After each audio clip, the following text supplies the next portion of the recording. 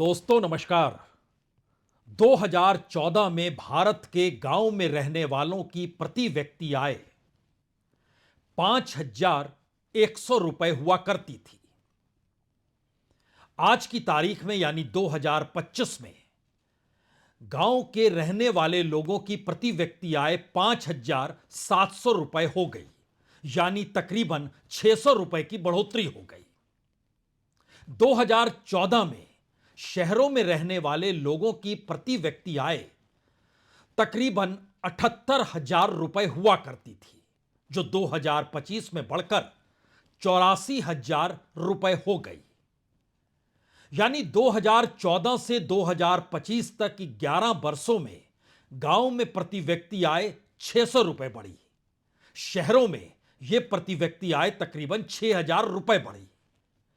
लेकिन इस दौर में जो महंगाई आई, जो कीमतें बढ़ती चली गई अलग अलग सामानों की, जो रुपया कमजोर हुआ, उसका असर यह है कि अगर 2014 को बेस बना दिया जाए तो 2014 में जो गांव वालों की आय 5,100 रुपए हुआ करती थी वो घटकर 4,300 साढ़े 300 रुपए पर आकर खड़ी हो जाएगी।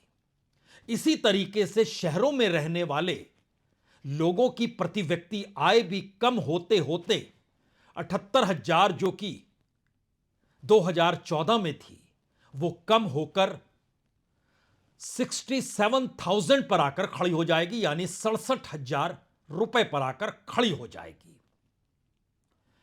आप कहेंगे 2014 की तुलना में भारत अगर ज्यादा गरीब हो गया, यहां के प्रति व्यक्ति आय अगर कम हो गई, तो इस देश की इकोनॉमी रफ्तार पर क्यों है? यह सवाल तो है, क्योंकि भारत की इकोनॉमी इस वक्त दुनिया में चौथे नंबर पर चल रही है। यहां पर 3 रिपोर्ट का हम पहले जिक्र कर दें। एक रिपोर्ट इंटरनेशनल लेबर ऑर्गेनाइजेशन की है, एक रिपोर्ट यूनाइटेड नेशन की है, एक रिपोर्ट वर्ल्ड बैंक की है और एक रिपोर्ट आईएमएफ द्वारा बनाए गए एनएसएसओ जो भारत सरकार की रिपोर्ट आती है उसके आधार पर खड़ी की गई। ये 4 रिपोर्टें हैं जो आंकड़े आपके सामने आज रखे जा रहे हैं। और यहीं से असल सवाल शुरू हो जाता है। पार्लियामेंट के भीतर सांसदों ने आज तालियां बजाई, क्योंकि अब भारत के गांव का विकास जबरदस्त तरीके से होगा, क्योंकि जी राम जी बिल पास हो गया, मनरेगा डंप हो गया, सरकार बनी, प्रधानमंत्री मोदी बने, उन्होंने एक शहरों को स्मार्ट बनाने की सोच भी रखी। और इतना ही नहीं, उन्होंने तो यह भी कहा था कि हर सांसद को एक गांव गोद में ले लेना चाहिए। हमारी टीम ने इस पर काम करना शुरू किया। क्या वाकई सरकार गांव को विकसित करेगी या बंटाधार करेगी? क्योंकि सरकार से शहर संभल नहीं रहे, गांव की स्थितियां नाजुक है। नारों तले किसान की आय दुगनी होनी चाहिए, लेकिन किसानों पर जो लागत है वह खाद हो, बीज हो, ट्रैक्टर का सामान हो, पंपिंग का सामान हो, सिंचाई की परिस्थितियां हो, मार्केट तक, बाजार तक लाने के लिए जो अनाज की ढुलाई हो, तमाम चीजों को जोड़ते समझते चले जाइएगा तो फिर एक सवाल और निकल कर आएगा। किसानों की आय जो मजदूरी के तौर पर इस देश में है, ध्यान दीजिएगा, मजदूर नहीं, किसानों की आय। किसान अगर मजदूर बनकर काम करता है किसी दूसरे राज्य में जाकर, या फिर ऐसी परिस्थिति में जहां वो मनरेगा से भी जुड़ जाए एक वक्त, अब तो जी राम जी से उसे जुड़ना होगा, लेकिन अगर उससे वो ना जुड़े तो इस देश में किसानों की आय औसतन 4,000 रुपए से कम बैठेगी अगर वो सिर्फ खेती पर निर्भर है, और उसमें पंजाब और हरियाणा और कर्नाटक को भी जोड़ लीजिए। यानी जो किसानों की आय है वो बतौर मजदूरी, बतौर पशुधन, उससे हटकर कम होती चली गई। लेकिन यहां तो सवाल है कि सरकार से शहर भी जब नहीं संभले तो गांव अब वो कैसे संभालेगी? क्योंकि गांव के गांव निर्भर होते चले गए शहर की तरफ, और शहर में काम मिलता चला जाए उस दिशा में वो कदम बढ़ाते चले गए। शहर के भीतर रहने वाले लोगों की जो आय थी उसमें कमी की बात तो दूर है, रोजगार की परिस्थितियां भी कैसे खत्म होती चली गई और सरकार की लाभार्थी योजना ने उन्हें कितना सरकार पर निर्भर बना दिया। हमारी टीम ने इसको लेकर भी आकलन करना शुरू किया और बताया कि इस देश के भीतर खास तौर पर जब टैरिफ की लड़ाई शुरू नहीं हुई थी, उस वक्त भारत के भीतर जो अलग अलग शहरों में रहने वाले लोग थे, जो अलग अलग फैक्ट्री, कंपनी, कहीं पर मजदूरी, कहीं पर दिहाड़ी मजदूरी, इन सब के साथ जुड़े थे, उसमें लगभग 12% की कमी आ गई। ये 12% क्या होता है? ये 12% तकरीबन 60 से 70 लाख ही होता है, यानी इतने लोगों के पास काम छिन गया। लेकिन अब नई परिस्थिति के भीतर एक दूसरा संकट है, तकरीबन 3 करोड़ लोगों के पास से काम और छिन गया, या उनके पास काम ही नहीं है, वह भी सिर्फ और सिर्फ इस टैरिफ की दौड़ में सरकार जो शामिल है उसको लेकर। इसके और आंकड़ों को खोला जाए, हमें लगता है कि 3 बातें पहले समझ लीजिए। इस देश के भीतर सरकार जो चल रही है, जो चलाई जा रही है, उसमें इस देश के गांवों की बदतर हालत इसलिए हुई है क्योंकि पूंजी एक जगह सिमटनी शुरू हो गई और पूंजी उन बड़े कॉरपोरेट या व्यापारियों के हाथ में सिमटती चली गई जिनका जुड़ाव राजनीतिक दल के साथ था, नेताओं के साथ था और जो सत्ताधारी थे। उनके हिस्से में जो पैसा आता है वो पैसा लगभग 22 से 25% का मिनिमम होता है। यानी किसी भी प्रोजेक्ट को लेकर कोई भी काम अगर गांव में कराना है, 100 रुपए का काम है तो 25 रुपए पॉलिटिकल वे में वो चले जाएंगे, बाकी बचे 75 रुपए। उस 75 रुपए में एवरेज जो बैंकों का लोन होता है, लोन देती है बैंक किसी प्रोजेक्ट को पूरा करने के लिए, उसमें से वो बैंकों को नहीं लौटा पाते हैं 52 रुपए, 52 रुपीस। बाकी के 23 रुपए का पूरा खेल है, यानी 100 रुपए का प्रोजेक्ट और 23 रुपए का खेल। इस हालत में इस देश के गांव के भीतर इस देश की सिंचाई व्यवस्था हो, वो 2014 में लगभग 27% हुआ करती थी। इस देश में जो सिंचाई गांव में होती है, जो उसके लिए एक बाकायदा ऑर्गेनाइज वे में काम है, 2025 में आपको जानकर थोड़ी हैरत होगी, सिंचाई की मात्रा कम हो गई और उसकी वजह 2 ही है। पहली वजह है कि जिन जगहों पर खेती होती थी वह खेती की जमीन धीरे धीरे शहरी विकास या सरकार के प्रोजेक्ट्स में जुड़ती चली गई। कुछ जमीनें बंजर भी हो गई, जमीन कम हो गई, किसान मजदूरों की तादाद बढ़ गई, सरकार का बजट लूट में शामिल हो गया, कोई प्रोजेक्ट पूरा हुआ नहीं। और इस प्रोजेक्ट के दायरे में अगर आज की तारीख में जब जिक्र पार्लियामेंट के भीतर मनरेगा का हो रहा था, तो मनरेगा के तहत कितने प्रोजेक्ट हर बरस जो दिखाए गए, उन प्रोजेक्ट के आश्रय और जो खर्च किया गया पैसा है, उन दोनों के आश्रय यकीनी तौर पर इस देश के गांवों के भीतर शहर से ज्यादा बेहतर स्थिति होनी चाहिए थी। लेकिन फिर आपको लौटना होगा 2014 से 2025 के बीच में। जो पैसा गांव के लोगों को मिल रहा था और उसके बाद जो काम के दिन मिल रहे थे, जो हर परिवार को औसतन काम मिल रहा था, सब में कमी आती चली गई। नाम जो थे फेक होते चले गए, मनरेगा के लिस्ट से नाम हटते चले गए, राशन कार्ड खत्म होते चले गए। कुछ हद तक वो तमाम चीजें आपके जहन में एक बार फिर आएंगी, क्या इसी तर्ज पर इस देश में कहीं वोटर लिस्ट भी तो नहीं बन रही है? हो सकता है कुछ चीजें ठीक थी जहां राशन कार्ड बंद हुए, लेकिन औसतन 10% से ज्यादा वो ठीक नहीं थे। बाकी 90% इस देश के भीतर जो रद्द किए गए राशन कार्ड थे, जो जॉब कार्ड से हटाए गए मनरेगा के तहत काम थे, गांव के हिस्से में काम थे, सब धीरे धीरे ध्वस्त होते चले गए। दूसरी परिस्थिति और ज्यादा नाजुक हुई। जो पलायन था गांव से शहर की तरफ जाने का, उसमें लगभग 27% का इजाफा हो गया।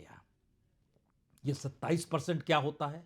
यह 27% है कि दरअसल इस देश के भीतर पलायन करने वाले जो गांव वाले थे, 2020 से पहले उनकी संख्या तकरीबन 12 करोड़ थी, जो इस दौर में बढ़कर लगभग 18 करोड़ हो गई है।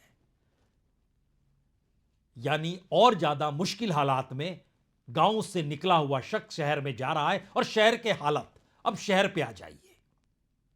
हमें लगता है शहर पे आइए उससे पहले दो तीन बातें सुन लेनी चाहिए जो आज बहुत खुश हैं कि अब गांव का विकास सही होगा। और इस कतार में हर कोई खड़ा है, वो चंद्रबाबू नायडू हो, वो नीतीश कुमार की पार्टी के सांसद हो, वो चिराग पासवान हो। गांव और ग्रामीण की राजनीति इन्होंने भी की है, लेकिन सरकार अपनी चाहिए, सत्ता अपनी चाहिए, सत्ता की मलाई चाहिए, लूट में हिस्सेदारी चाहिए, तो फिर उन्हें नजर आ रहा है कि अब असल विकास होगा। तो पहले इनकी बात सुन लीजिए, तब हम लोग शहर की तरफ जाएंगे और उसके बाद इस देश की सबसे बड़ी इकोनॉमी को संभाले हुए उस कॉरपोरेट की तरफ जाएंगे जो अपने आप में इतने मोनोपोलाइज्ड हो गई है कि हर कोई कहने लगा है कि भारत की इकोनॉमी चंद हाथों में सिमटी हुई है। लेकिन पहले गांव का जिक्र। तरीके से देश के गांव को मजबूती देने की सोच के साथ जी राम जी की योजना को लाया गया, जहां पे गरीबों को सशक्त करने की सोच, गांव और शहर की दूरी को कम करने की सोच। महात्मा गांधी जी ने कहा था कि भारत की आत्मा गांव में बसती है। उन गांव को मजबूती देने की सोच के साथ इस योजना को लाया गया है। बिल पास हो गया, बहुत अच्छा हुआ है, बहुत अच्छा बिल है और ये ग्रामीण विकास के लिए बहुत काम करेगा। और दूसरी बात यह है कि व्यक्ति का नाम निकालकर अगर परमात्मा का नाम डाल दिया गया तो उसमें क्या परेशानी है। जो सारे ब्रह्मांड को चलाता है उसका नाम डाल दिया गया है। और एक लाइन आखिर की यह है इसका बेसिकली कि जा पर कृपा राम की होई ता पर कृपा करे सब कोई। अब इस पे राम की कृपा हो गई है ग्रामीण विकास पे, तो अब सब अच्छा होगा। सर जिस तरीके अब मुश्किल क्या है या आसान क्या है? मुश्किल तो यह है कि जो गैर बीजेपी शासित राज्य है वही चंद शब्द बोल सकते हैं कि सरकार ने इस देश की इकोनॉमी का, गांव का, शहर का बंटाधार कर दिया। जो बीजेपी शासित राज्य है वहां के मुख्यमंत्री कुछ कह नहीं सकते हैं। ठीक वैसे ही जैसे एनडीए के सांसद वो दूसरी पॉलिटिकल पार्टीज के होते हैं, कहते हैं नहीं नहीं बहुत शानदार काम हो रहा है और शानदार तरीके से भारत अब विकसित हो ही जाएगा।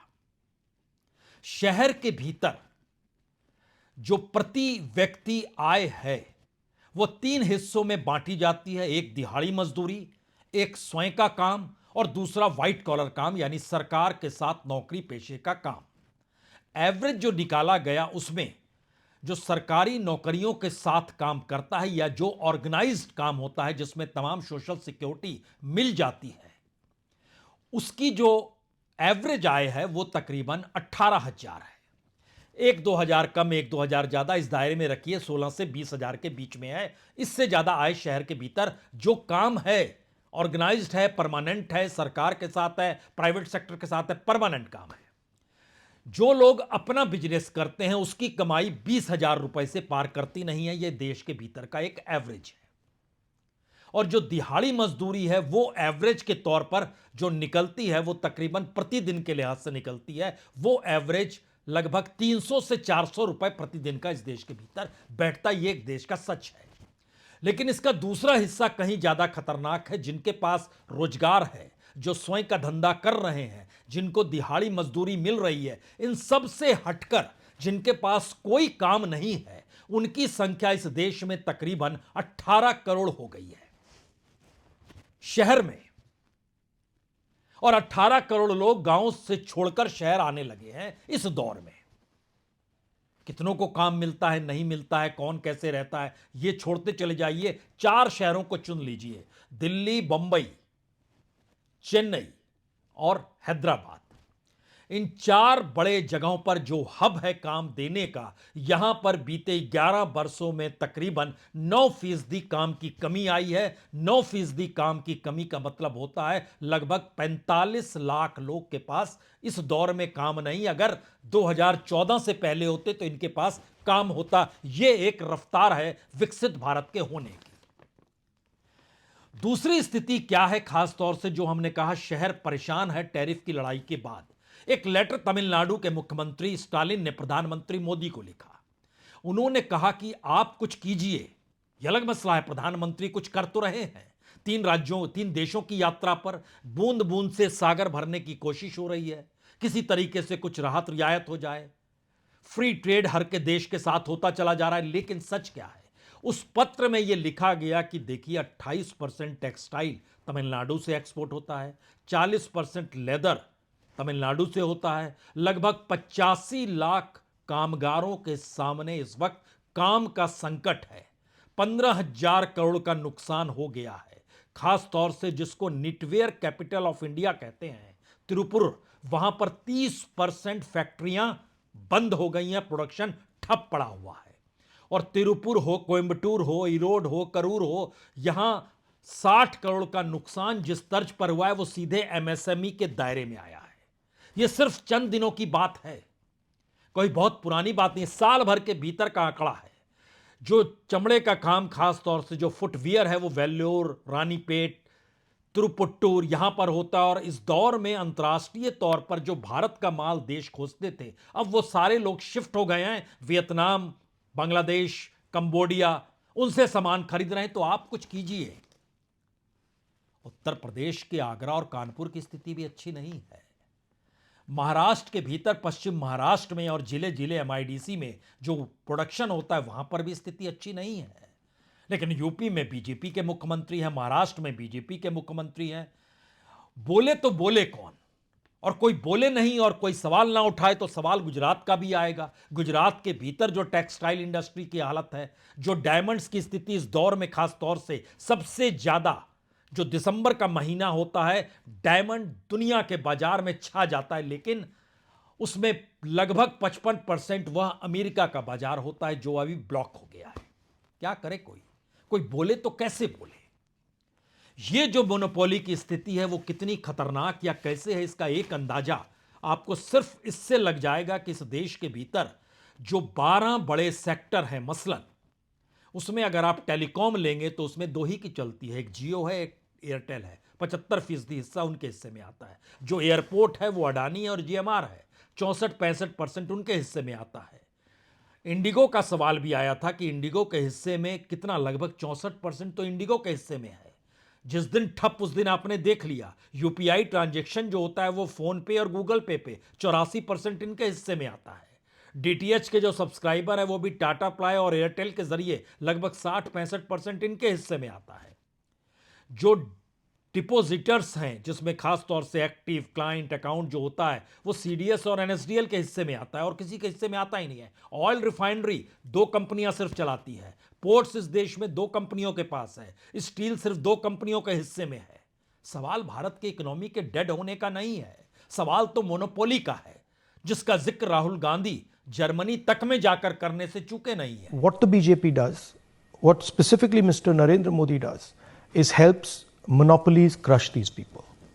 And when you hand monopoly power to somebody, you basically destroy the market. And the monopolist can do whatever he wants, and there is no control on the monopolist. So that's why I feel that it's important that we give protection to small and medium industries. We look after them because they have a space in the economy. इस monopoly का असर क्या हो सकता है? वो MSME sector में लगभग 3 लाख से ज्यादा कंपनियां इस दौर में बंद हो गई। इस देश के भीतर जुड़े हुए जो अलग अलग फैक्ट्रियों से मजदूर थे, उनकी तादाद 3 करोड़ और कम हो गई, क्योंकि फैक्ट्रियां बंद होने लग गई। इस देश के भीतर जो भी ट्रांजैक्शन शहर के जरिए हो रहा था, वो धीरे धीरे सिमटते सिमटते चंद हाथों में चलता चला गया। और जो कॉरपोरेट अपने तौर पर सरकार के करीब थे, उनके हाथों में हर चीज आने लग गई। और इस देश की इकोनॉमी का लगभग 65% हिस्सा सीधे सीधे इस देश के भीतर, जो लगभग 7-8% के हिस्से में चला गया। बाकी 35% में इस देश का लगभग 93% लोग आकर सिमट गए। और अगर आप इसको 2 अलग अलग हिस्सों में बांटिएगा तो आप कह सकते हैं ऐसी असमानता 1942 से पहले हुआ करती थी, जब अंग्रेजी माल भारत के भीतर छा रहा था और भारत की तरफ से महात्मा गांधी ने ऐलान किया था विदेशी वस्त्रों को जलाने का। मैनचेस्टर तक की नींव हिल गई थी उसके वक्त में। इस दौर में सिर्फ लोकल फॉर वोकल तो है, लेकिन संयोग से जो लोकल फॉर वोकल है वो कॉरपोरेट के हिस्से में है और हर कॉरपोरेट की पूंजी उसका हेडक्वार्टर विदेश में है। उसकी अपनी इकोनॉमिक ट्रांजैक्शन डॉलर पर टिकी हुई है। यानी भारत की अर्थव्यवस्था के साथ वो कैसे चलें या ना चलें, इसका सबसे बड़ा प्रमाण तो शायद शेयर बाजार ही है। डॉलर के मुकाबले कमजोर होता रुपया और इसका असर यह पड़ गया कि दरअसल एक के बाद एक एवरेज 2000 करोड़ से ज्यादा के शेयर विदेशी निवेशक बेचने लग गए और बेचते बेचते स्थिति यह आ गई कि सिर्फ दिसंबर के महीने में, यानी इस महीने में लगभग 26,000 करोड़ से ज्यादा बेचे जा चुके हैं एफआईआईज के शेयर। उस मार्केट को बचाने की जद्दोजहद जो घरेलू निवेशक कर रहे हैं, जिसमें भारत की ही सरकारी कंपनियां हैं जो किसी तरीके से चीजों कर रही हैं, उन्होंने लगभग 43,000 करोड़ रुपए इसमें डाले।